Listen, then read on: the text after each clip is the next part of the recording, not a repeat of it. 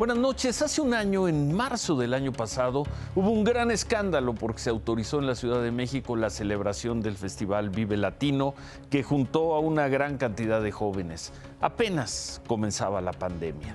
Pero eso fue hace un año. Esta tarde y esta noche, ahí está la imagen, unos 5,000 jóvenes se juntaron para celebrar en Paseo de la Reforma el Día Internacional de la Marihuana. ¿Cubrebocas?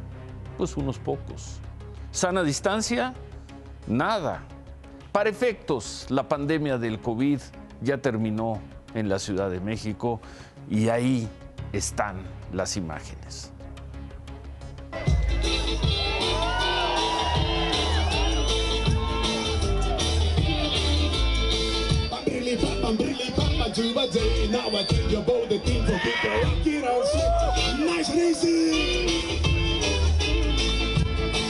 Rockers from Jamaica. Fuego. Hey. They say that I won't get nowhere. So the man say, pull up, come again. Sound system style, Robbie, wicked and wild. Wow. Hey.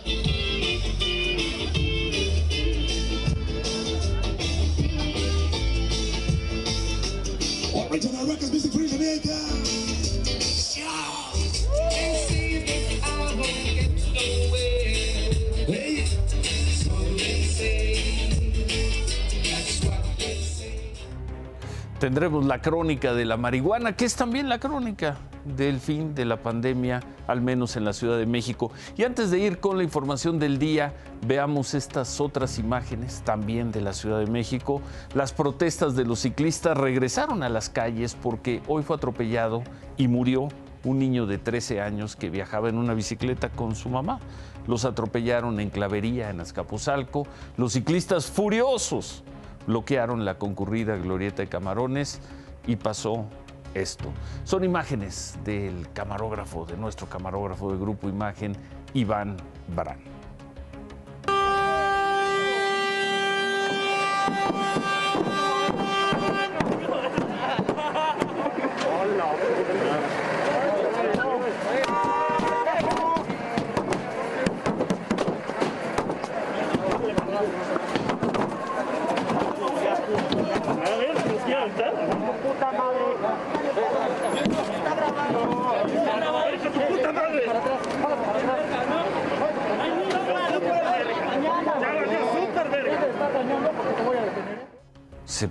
Se puede entender el enojo, pero ¿hay derecho para agredir así a una persona? Camino a la Fiscalía Territorial de Azcapotzalco, se encontraron con otro automovilista.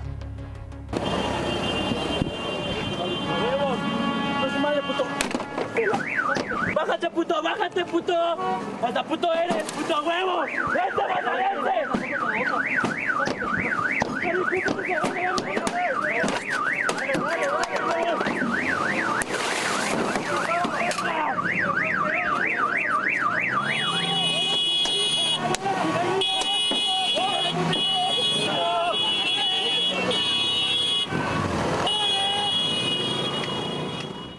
¿Qué es eso? ¿Qué autoriza a personas, por más indignadas que estén, a agredir así a automovilistas?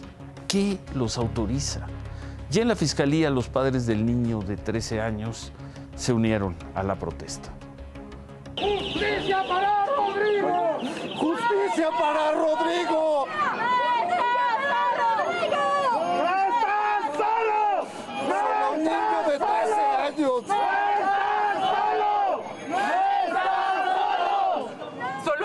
Justicia, no venganza, justicia. ¡Justicia! ¡Justicia! Rodrigo Paniagua Gutiérrez, estás con nosotros, hijo. Bueno, mientras vamos a regresar a estos temas un poco más adelante, pero veíamos la manera en que la Ciudad de México ha abandonado, parece que ha abandonado las precauciones para contener el COVID. ya vimos cómo estaban celebrando. Vamos a ver ahora el caso totalmente distinto de una escuela donde estuvo ahí nuestro compañero José de Jesús Cortés en la comunidad de Santiago Quiabijolo, en Oaxaca. Así regresaron a clases.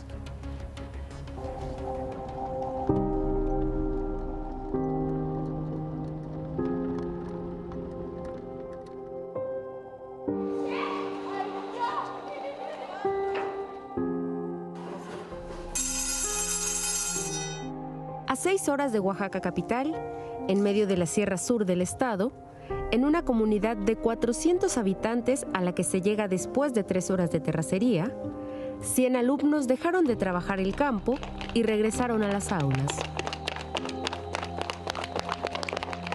Pues yo iba al campo a trabajar con mis padres y bueno, ya que empezaron las clases ya terminamos. Y ahora ya no tengo que hacer nada. Y ahora solo tengo que aprender, echarle ganas, pues. Son 8 cuadernillos, porque es la plataforma que nos marca el modelo. Los niños de la primaria Gustavo Díaz Ordaz, en Santiago Quiabijolo, estudian con el programa Impact, que a través de recursos como iPads, adapta el programa oficial al entorno en el que viven. Imposible para los padres competir con esta tecnología desde casa. Como acá pues estoy viendo que todos mis paisanos pues aunque tienen ganas de hablar español, las madres también no pueden, no saben nada de eso, por eso están contentos que empiezan las clases. En esta comunidad no se han presentado casos de COVID-19 desde hace más de un año. Pero en la escuela los niños también aprenden cómo adaptarse a la nueva normalidad de la pandemia. Aunque sabemos que no estamos contagiados, pero también que sirva como un proceso de aprendizaje de los niños para que mañana o pasado llegue este tipo de contagio, pues sepamos por lo menos cómo poder combatir a esto, ¿no?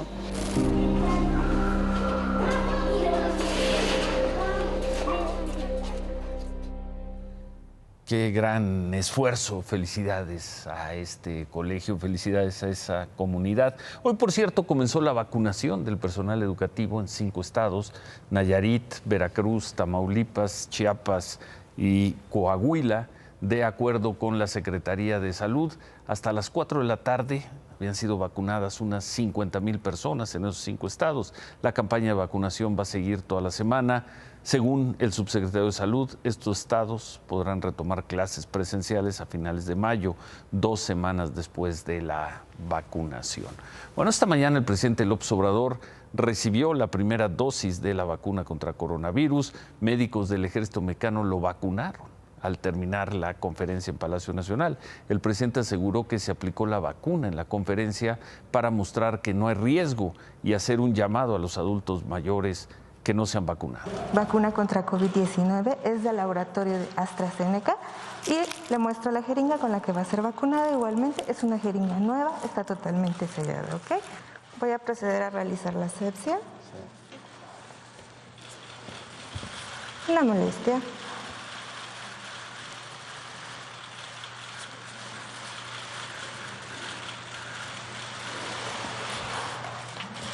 Muchísimas gracias. Todo, mi general, de nuestra parte.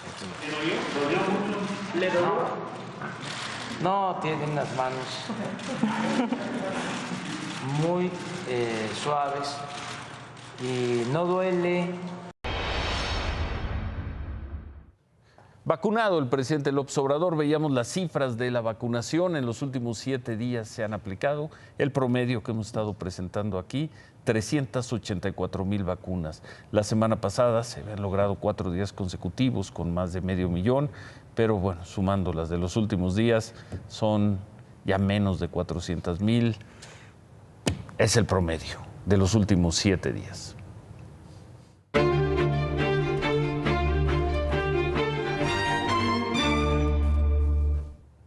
Bueno, Bueno, los diputados, hoy se confirmó que los diputados votarán mañana en el Pleno el paquete de leyes de reforma al Poder Judicial, donde está este transitorio tan controvertido para que se extienda 2 años el mandato del ministro Arturo Saldívar en la presidencia de la Suprema Corte.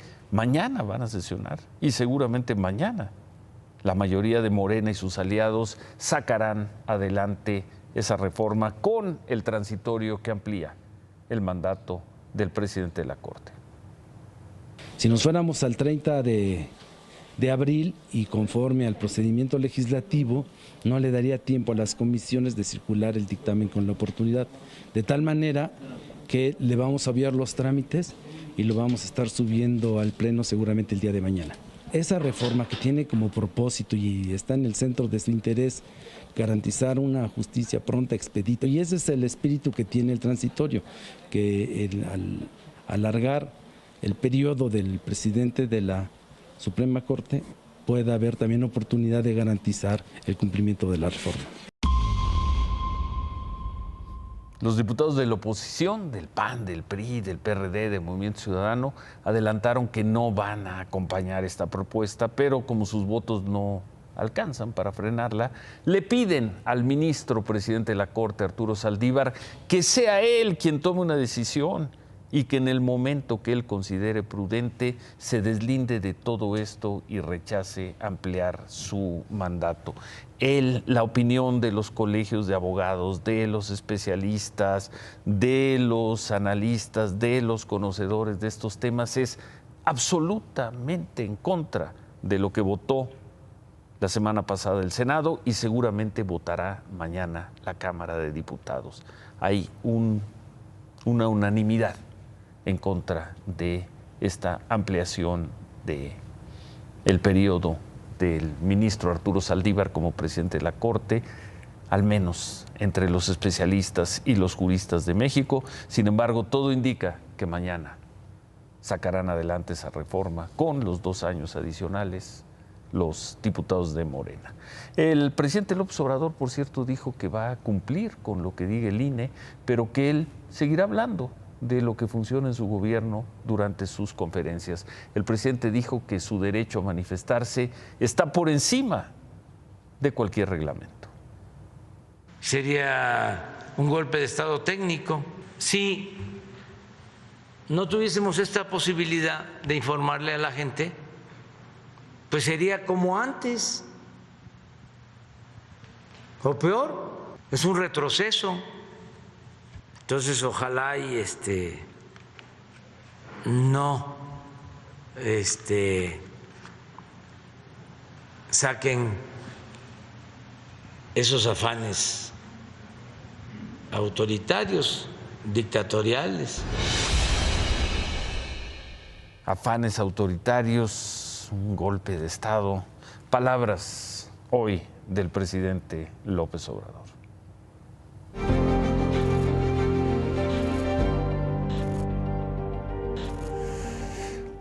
Bueno, antes de ver esta historia, pues Donald Trump aprovecha el momento, la grave crisis que se está viviendo en las dos fronteras, no la grave crisis en la frontera de México con Centroamérica, pero sí lo que está ocurriendo ahí, y la crisis en la frontera de México con Estados Unidos.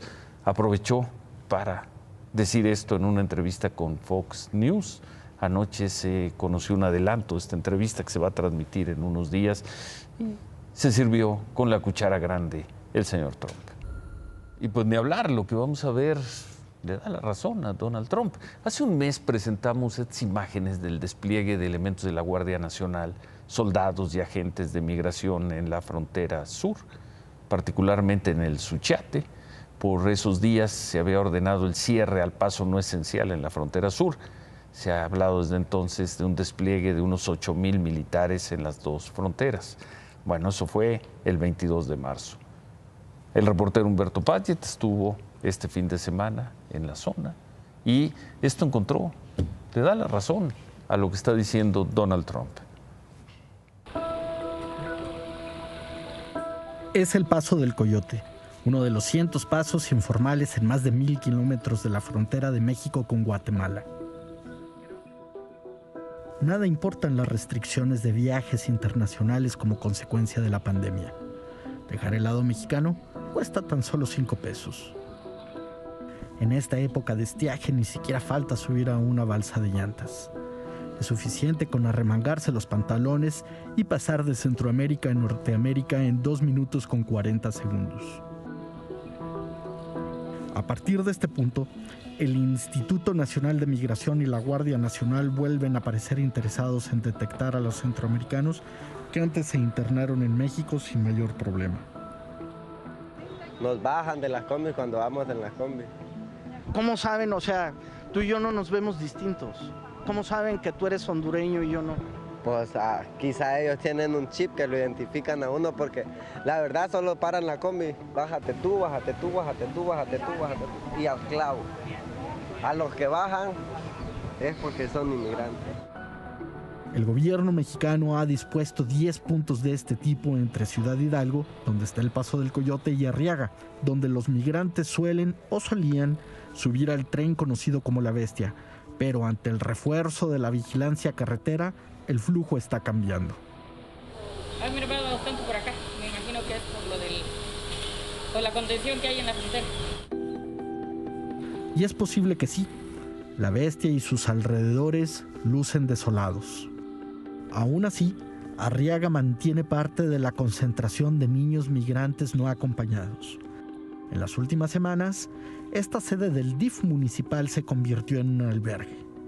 No hay acceso para la prensa, aunque sí para grupos cristianos que acuden al sitio para cantar a los menores y darles agua de sandía.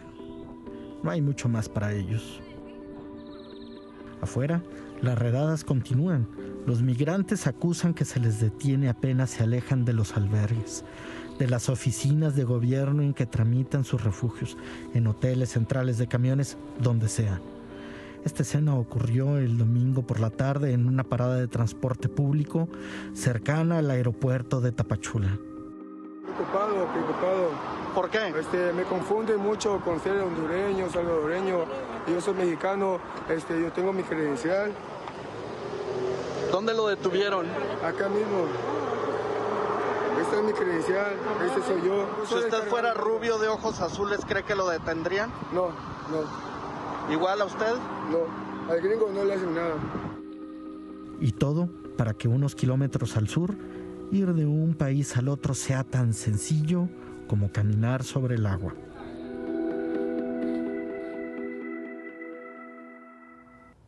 Y así está nuestra frontera sur. La vimos la crónica de Humberto Payet del viernes, ayer y hoy. Ahí están las imágenes. El presidente López Obrador se reunió hoy con los gobernadores de Chiapas, con Rutilio Escandón, y de Tabasco, Adán Augusto López, precisamente para atender la situación migratoria. Acordaron instalar 17 campamentos para migrantes que atenderán, calculan, a 20,000 migrantes, 5,000 de ellos menores de edad.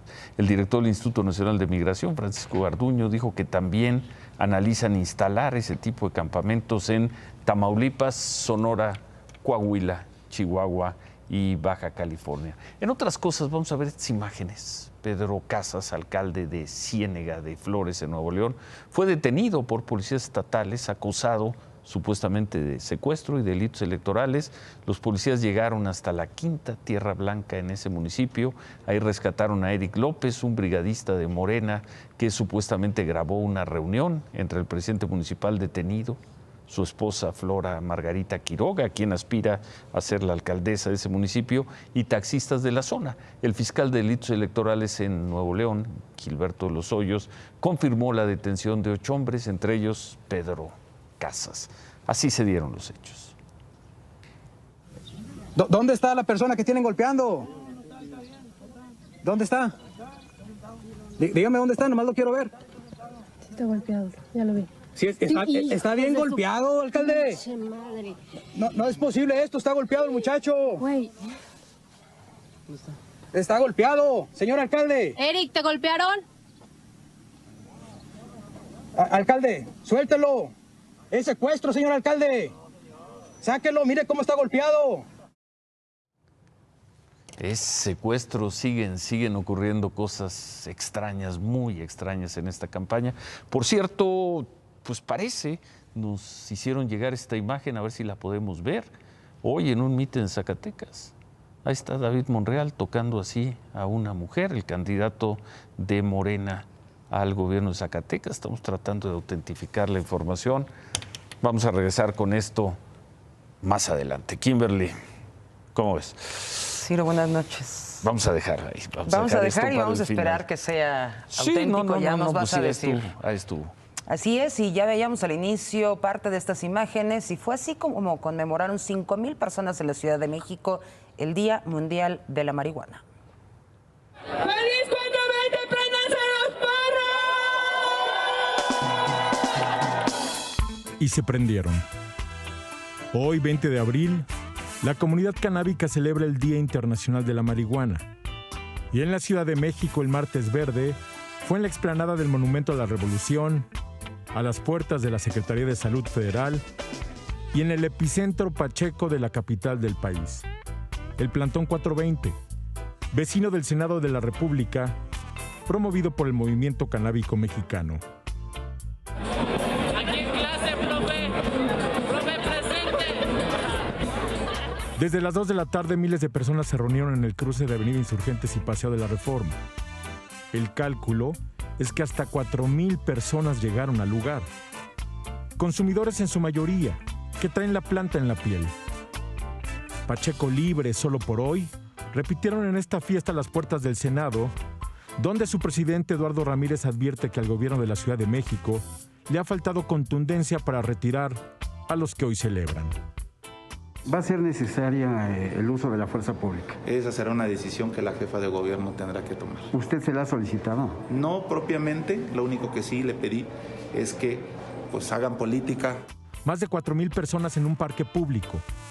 Prácticamente un concierto de protesta por una legislación que se alarga en tiempo y se aleja de los derechos, según el Movimiento Canábico Mexicano. Todos los que están fumando son degenerados. Es lo que dice el Estado. Y por eso nos quitan derechos, por eso nos los roban, por eso nos limitan de manera injustificada. Este Día Internacional de la Marihuana no hubo vigilancia en el Parque Luis Pasteur. La policía se retiró a una cuadra y desde ahí hizo nada. El concierto siguió hasta cerca de las 9 de la noche, cuando los organizadores decidieron terminar el evento, el primero de 4 días de viaje, protesta o celebración, según su convocatoria. Energía positiva, disfruten este 420.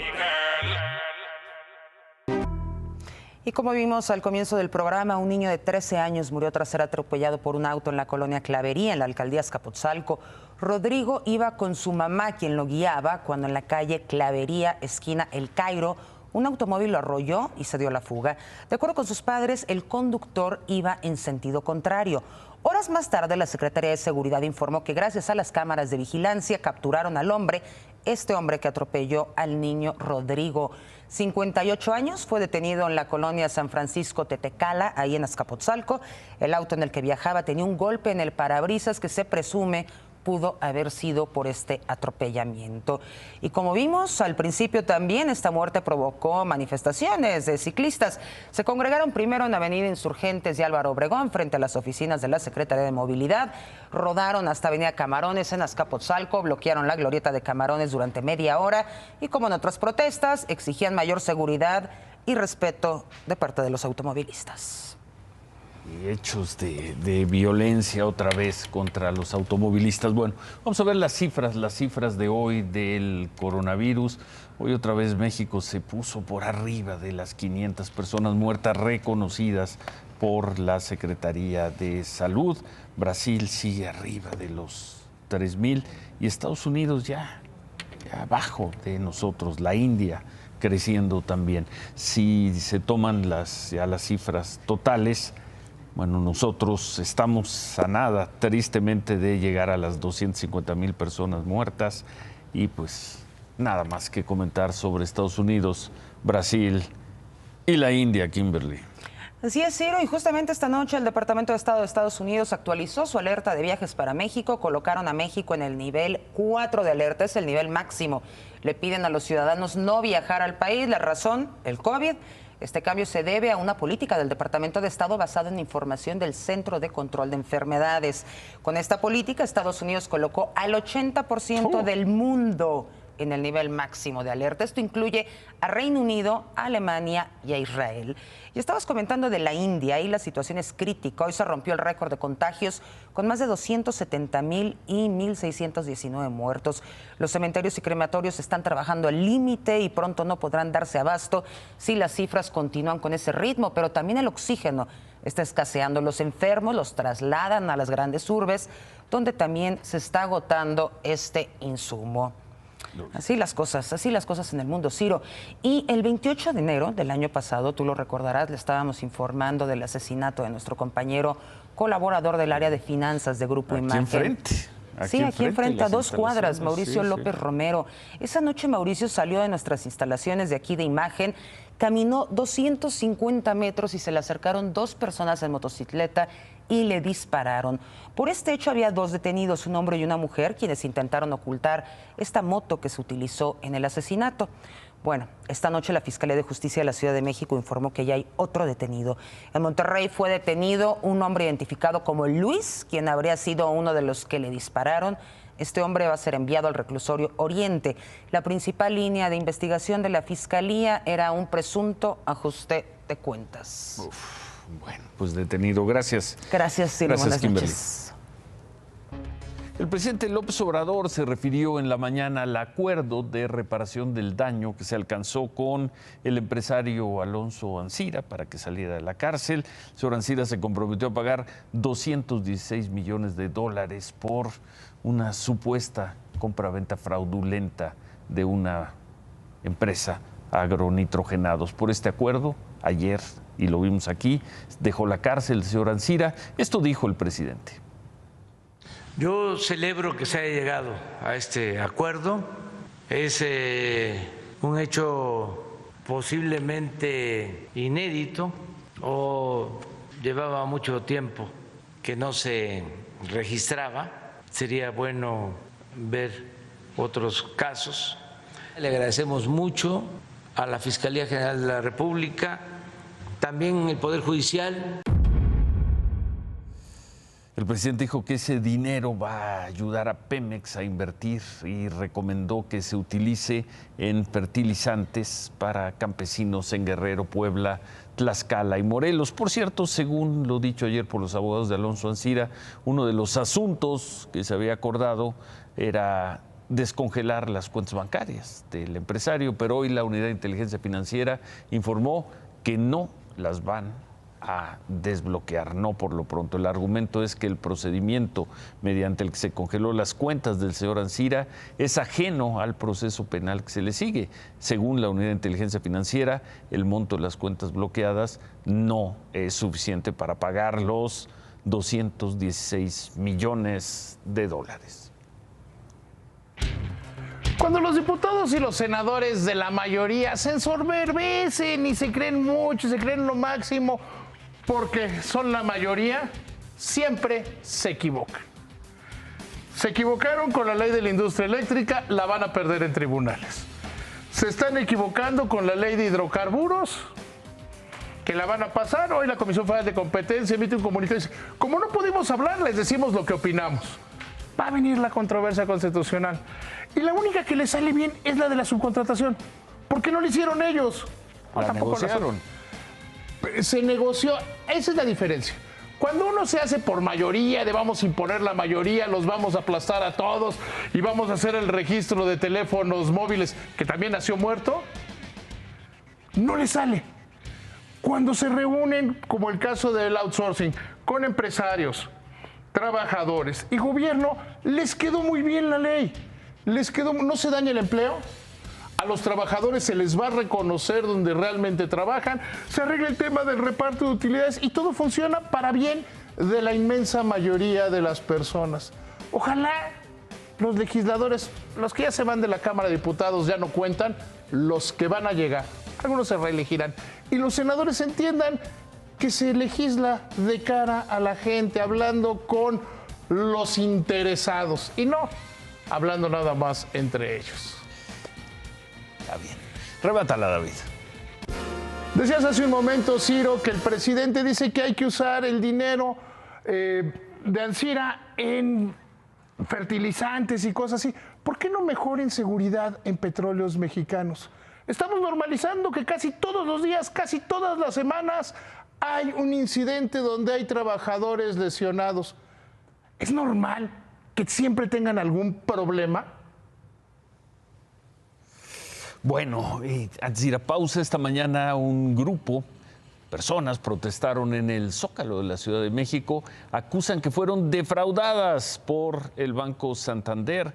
Dijeron que son más de 2,000 cuentavientes de todo el país a quienes les han robado la identidad, les han hecho cargos no reconocidos, préstamos fantasmas, personal de atención ciudadana del gobierno federal le recibió un pliego petitorio donde exigen justicia, devolución de dinero, cancelación de esos fraudes. Hoy en la mañana protesta contra Banco Santander en frente de Palacio Nacional. Hacemos una pausa y como decíamos hace unos minutos, y ya lo estamos preguntando, ¿es David Monreal quien tocó así hoy a esa mujer? ¿Es David Monreal, el candidato de Morena al gobierno de Zacatecas?